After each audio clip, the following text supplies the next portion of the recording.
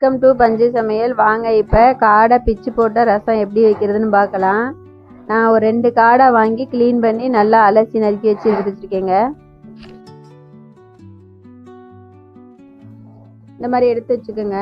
Cooker எடுத்து வச்சுக்கோங்க.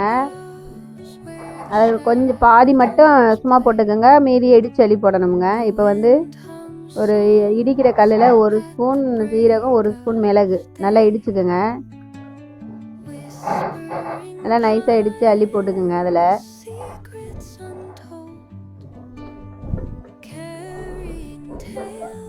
Mixie சாரில் போட்டு அரைச்சி போடுறத விட நம்ம இந்த மாதிரி கல்லில் இடித்து போட்டால் நல்லா வாசமாக சூப்பராக டேஸ்ட்டாக இருக்குங்க. அதுக்கு தாங்க ஒரு தக்காளி பழம் நறுக்கி போட்டுக்கோங்க. ஒரு 15 பூண்டு அப்படி தோல் உரிக்காமல் நச்சு இடித்து அள்ளி போட்டுக்குங்க. சின்ன வெங்காயம் ஒரு 15 சின்ன வெங்காயம் இடித்து அள்ளி போட்டுக்கோங்க.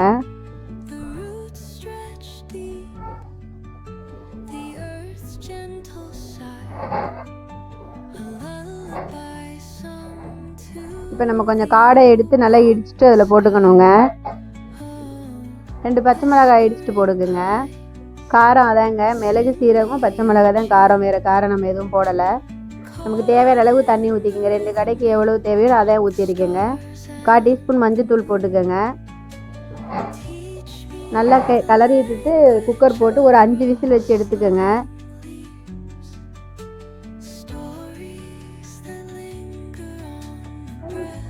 அவ்வளோதாங்க, நல்லா கிளறி விடுங்க. கிளறி விட்டு தாளிப்பு கொடுத்துடலாமுங்க. தாளிப்பு கரண்டி அடுப்பில் வச்சுக்கோங்க. தேவையான அளவு எண்ணெய் ஊற்றிக்கோங்க.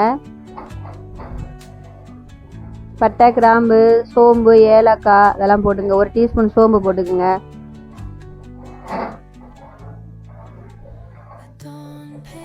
லைட்டாக மஞ்சத்தூள் போட்டுக்குங்க. 1 கொத்து கருவேப்பிலை உருவி போட்டுக்குங்க. அவ்வளோதாங்க, தாளித்து ரசத்தில் கொட்டிக்கோங்க. இது செஞ்சு சாப்பிடுங்க. கை கால் வலி இந்த மாதிரி இந்த கிளைமேட்டுக்கு சூப்பராக இருக்குங்க. செஞ்சு சாப்பிடுங்க. ஓகே, பாய்ங்க. லைக் பண்ணுங்கள், சப்ஸ்கிரைப் பண்ணுங்கள்.